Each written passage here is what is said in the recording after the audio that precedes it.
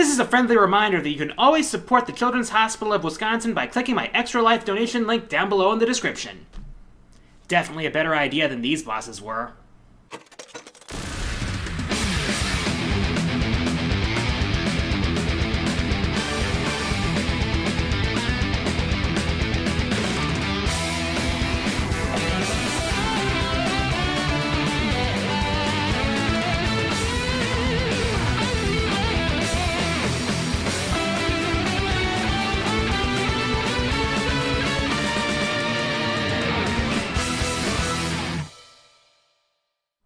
Boss battles can be a real highlight of a game. They can be fun, exciting, atmospheric, full of creativity.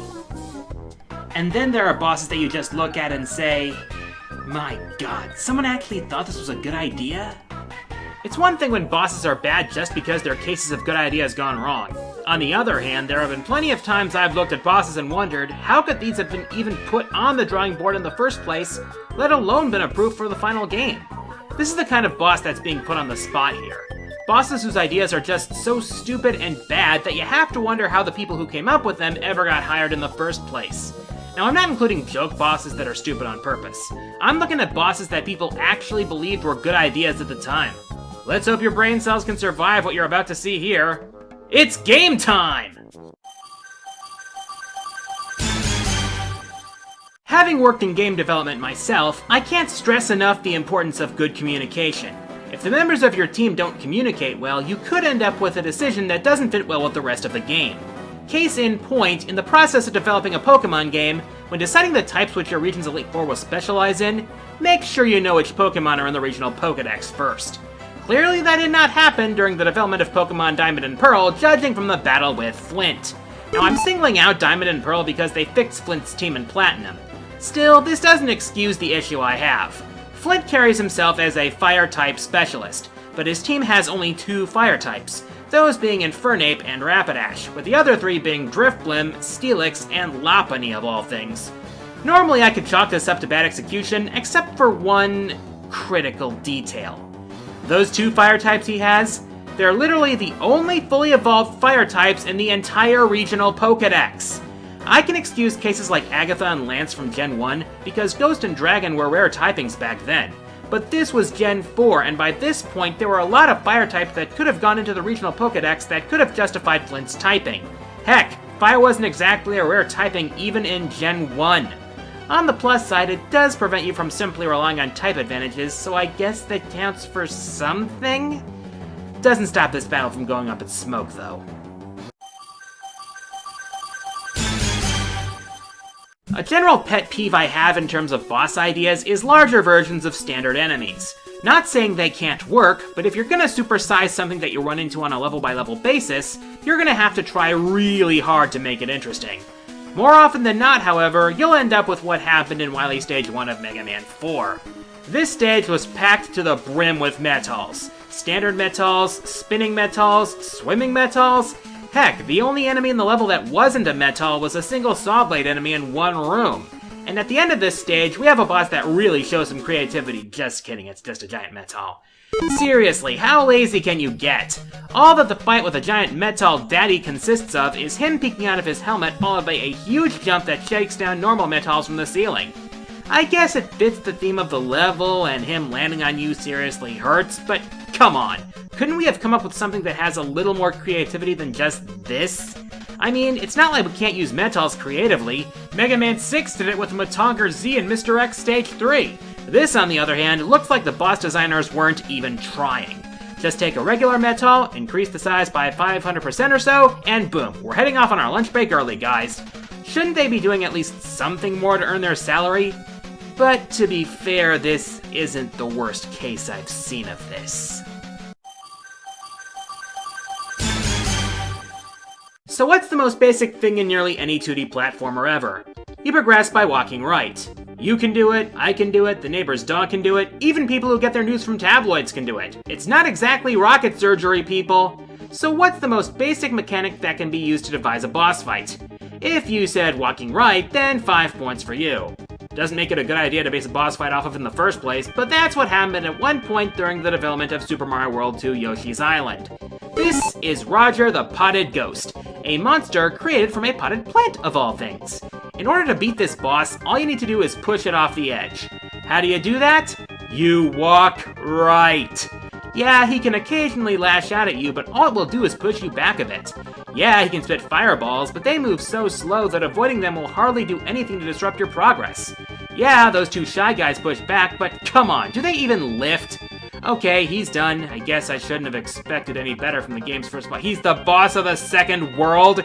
At least you have to actually attack the first 3 bosses with your eggs and, you know, actually put up a fight.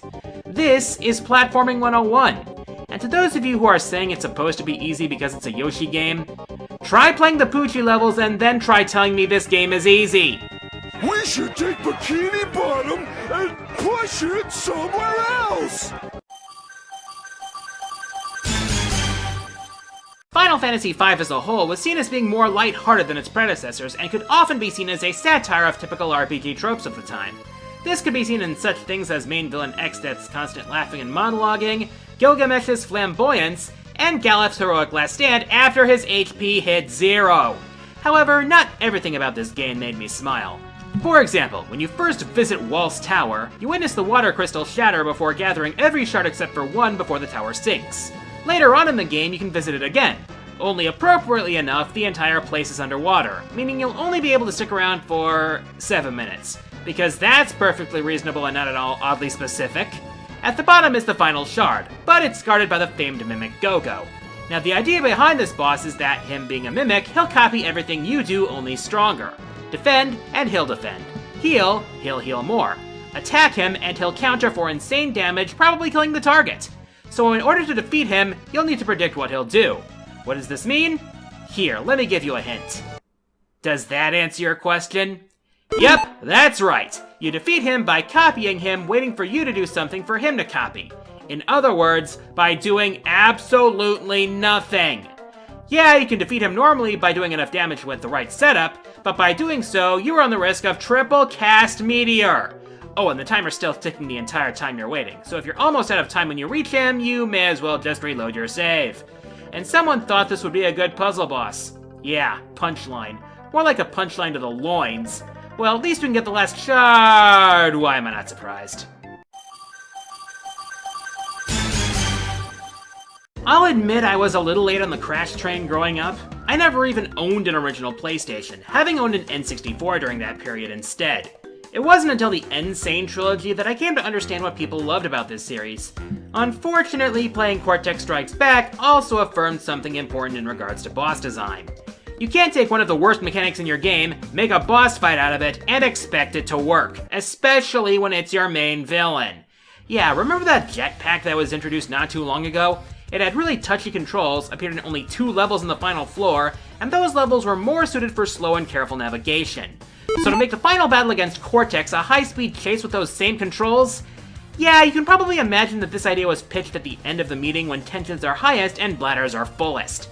The idea is to catch up to Cortex and spin attack him 3 times before he gets away. Already this sounds like a bad idea, but making it even worse is the fact that Cortex escaping is literally the only way you can lose a life. The meteors and mines, you know, that explode, do nothing except slow you down. Also, for a game subtitled Cortex Strikes Back, he certainly doesn't do a lot of striking back now, does he? He even had a laser pistol in the original version, but never used it. Heck, if Cortex gets too far ahead of you, he will literally stop and wait for you to get closer before flying away again. So yeah, this battle goes from something that had the potential to be frustrating as hell, to so easy it's almost insulting. But hey, look at the bright side. I think we now know which members of Naughty Dog went on to form Big Red Button. With the Metal Daddy, we have a case of a boss that's just a larger version of a standard enemy. Oddly enough, our next boss of this variety is also from a game developed by Capcom. Yeah, Capcom actually developed a few Zelda games for those of you who don't know. The Oracle games had some good ideas, what with the link between the 2 different yet related games, but their best work with Zelda was probably the Minish Cap. As for the boss of the first dungeon, however, how about we make it a normal enemy? No, not a larger version of a normal enemy, just a normal enemy. The only difference is that you're the size of a grain of rice. That works, doesn't it? Well, no, it really doesn't. False advertising aside, the big green choo-choo is a train wreck from the starting gun. It does nothing except walk and jump around trying to slime you. And get a load of how you beat this guy. You just use your gust jar to suck up its little feet until it starts toppling over, giving you the opportunity to slash away at it with your sword. That's right, you beat this boss by making it go timber. And remember, this is an enemy that normally goes down with just a couple hits, and it's the temple's boss. Jeez, was somebody at Capcom high as fuck when he or she came up with this boss? And you know what's really sad? There's a more powerful blue choo-choo in the third dungeon, which has the same electrical abilities as regular blue choo-choos. And it's a mini-boss. This thing was so dumb that a more powerful version of that same boss is a mid-boss in a later dungeon. And that same dungeon's boss does the idea of a regular enemy turned giant better than that choo-choo does. I don't care who you are, that is just pathetic.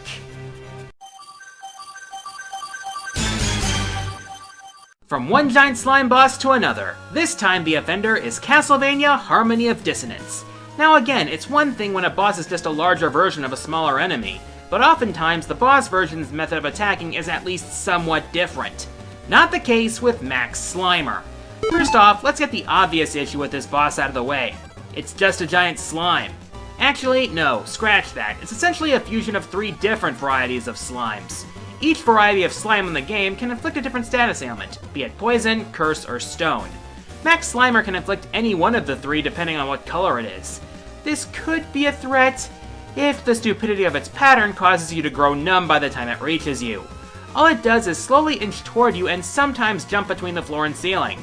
And at least with the big green choo-choo, the way you beat it could possibly be seen as somewhat funny. But Max Slimer, well, any weapon you have can damage it anywhere on its body at any time. And when you do damage it, it will just shed tiny slimes that will do little more than get in the way. Heck, you're more likely to have trouble with the tiny slimes than with Max Slimer himself, considering how quickly they can fill the floor. This isn't even an original idea, and it's not even the first boss unlike the choo-choo.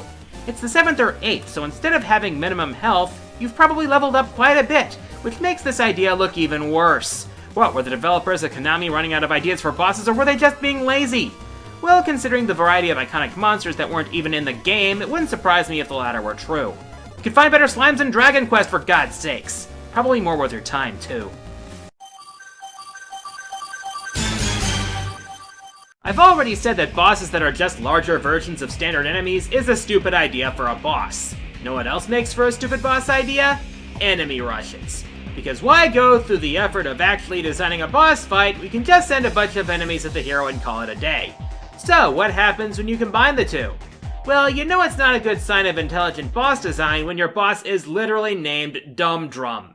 So, the drum drops once, spawns 2 critters. Defeat them, then the drum drops twice. The pattern repeats with Slippas. Next is Claptraps. Then Clumps. Then Armies. Then it just blows itself up. Wait, what? So all there is to this boss is just avoiding a falling drum a few times and defeating a few enemies? And this is the boss of World 5, so you're expecting better than what you've gotten so far. But then again, this is the first Donkey Kong Country game we're talking about, and all the bosses in this game, aside from K. Rool himself, are just larger enemies in the first place. So the bar is already set low. But this boss doesn't even clear that bar. It's just an oil drum that stomps on you and serves as a floating bus for Kremling troops. And not even particularly threatening ones either. What, was the point of this boss to stupefy gamers until they became so incredulous that they stopped paying attention? Because that's really the only way anyone would die to this thing. Of course, you'd have to be paying serious attention to even get this far, so a tactic like that wouldn't even work. I guess K. Rool was right. He really is surrounded by fools. Maybe it's for the best that the Kremlings haven't come back as an army since '64. Hey, at least they make good goalies. Don't get too excited, boys! Those were the easy ones! I'm gonna be brutally honest, the Sonic Adventure games haven't really aged all that well. True, Sonic's gameplay would have been ideal for 3D Sonic given more refinement, but oftentimes the other characters' gameplay just doesn't stack up. Case in point, Big the Cat is probably the most useless character in the franchise, let alone the first adventure game. Aside from the fact that the frog he's always chasing serves more of a purpose to the story than he does, his levels basically amount to a fishing minigame, and not even a fun one.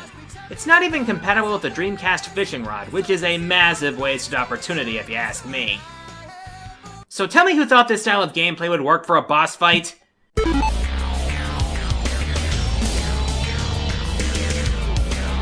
What we have here is more idiotic than every bad machine that Eggman has come up with put together.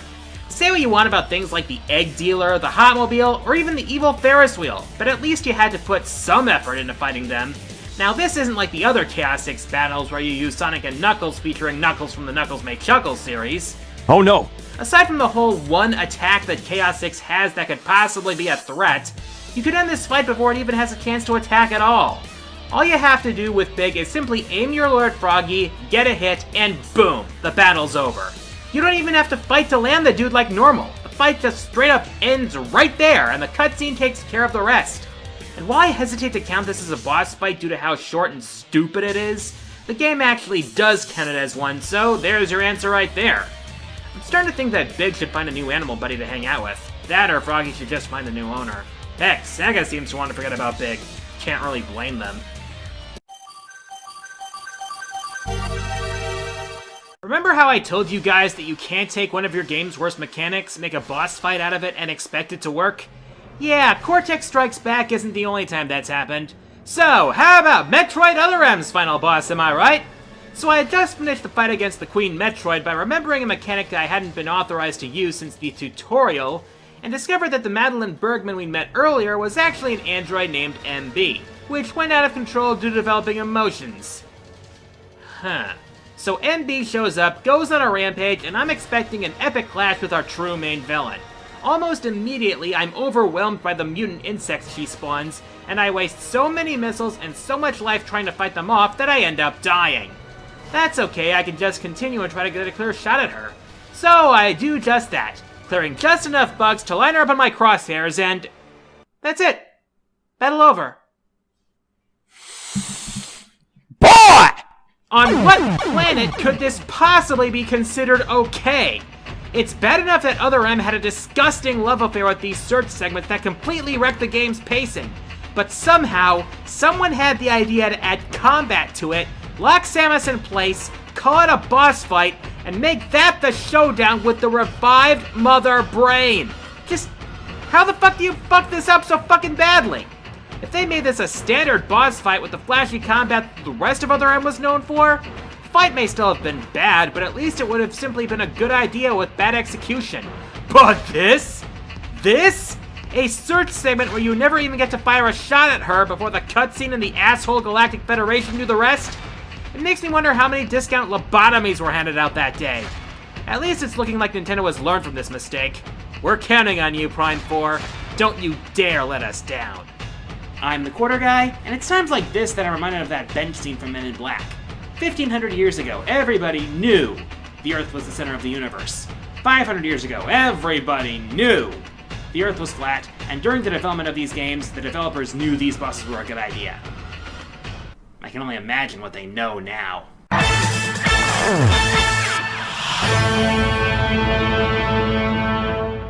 Oh yeah, time for an anniversary party! Proto Man's bringing the drinks, Zero's bringing appetizers, Land's in charge of decorations, Sonia's providing the entertainment, Tron Surfbots are gonna send out the invitations, and Capcom, well, Capcom's in charge of being Capcom.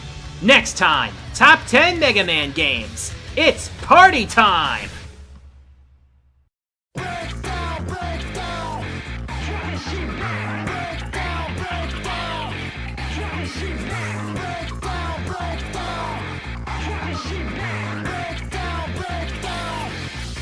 Let's rock out.